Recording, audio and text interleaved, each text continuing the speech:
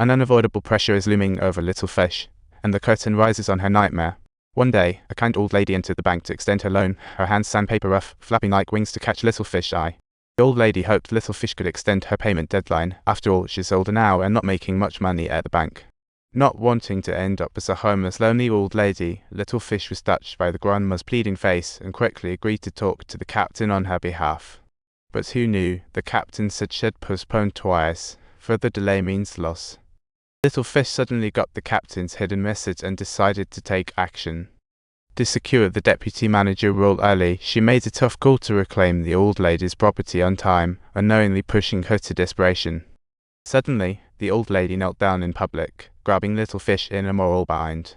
Caught off guard, little fish stepped back a few paces. Who would have guessed the old lady thought little fish was humiliating her? "I'm begging you, and you're laughing at me." Little fish was conflicted inside, wanting to explain she was just following the rules, but unexpectedly, the grandma charged at her, startling her. Little did she know her nightmare was only beginning. After work that night, she walked alone into the underground parking lot. As across the way, she spotted the old lady's dilapidated car, her heart racing. She mustered her courage and walked toward her own car, but uneased. Suddenly, a gust of wind whisked a handkerchief waiting by Granny's car. The handkerchief fluttered in front of the glass, startling little fish as it swirled around the car before disappearing at the back. At that moment, she realized the old lady had somehow found her way onto the back seat. She immediately accused little fish of insulting her, then grabbed the girl's hair, igniting a chaotic struggle. In a panic, little fish frantically fought back with a stapler, slamming it down a few times. The old lady was truly furious, grabbing little fish's hair and pulling out a big handful. Little fish could only slam the gas pedal to escape, just about to crash into the oncoming SUV, praying silently. She buckled her seatbelt, and the old lady got thrown forward, her dentures flying out. Coming back to her senses, she bit down on little fish's face. What a madness! Luckily, she had no teeth. It didn't hurt at all. Seizing the opportunity, little fish kicked the old lady out of the car and made her escape.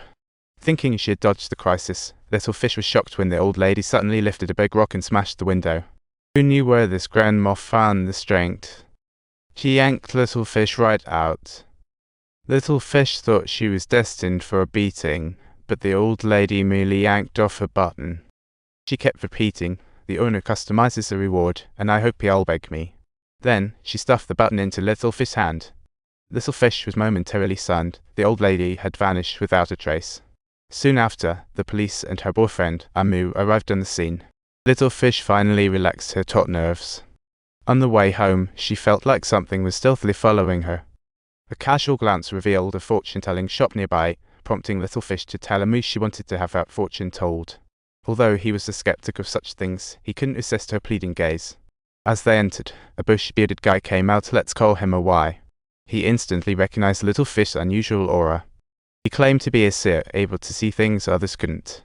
Amu was skeptical, thinking it had to be a scam. But little fish became intrigued, took out money to sit, and a Y gently held her hand, saying, "Your job involves money, and you've lost something lately." Little fish was stunned. "I haven't lost anything," but a Y responded, "Oh, you definitely did, you lost a button." Just when little fish was taken aback, a Y suddenly spotted a ghostly face rushing in. This freaked him out, and he quickly claimed his laundry was still at home, needing to rush back. Little fish knew the stakes were high and urgently grabbed a Y, desperately hoping he could help her, but he hesitated. Y said an old lady was after her and his skills couldn't match hers. But Amu didn't believe it. He urged little fish to relax and not be deceived by ghosts. But words can be just words. Little fish felt things were far from simple. Back at home, Amu busied himself with work while little fish stayed alone. Suddenly, a spooky wind swept in, bringing strange sounds.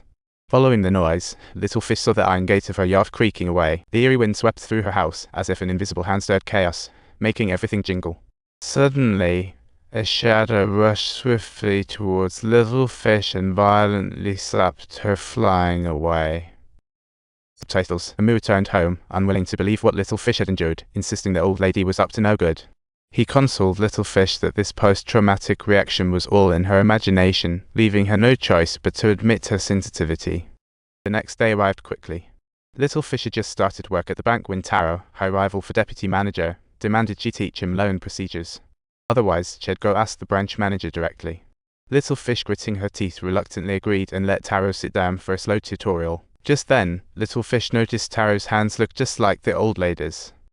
Unable to control her impulse, she jumped up and yelled, "Get those filthy hands off my desk." Totally taken aback, Taro left immediately.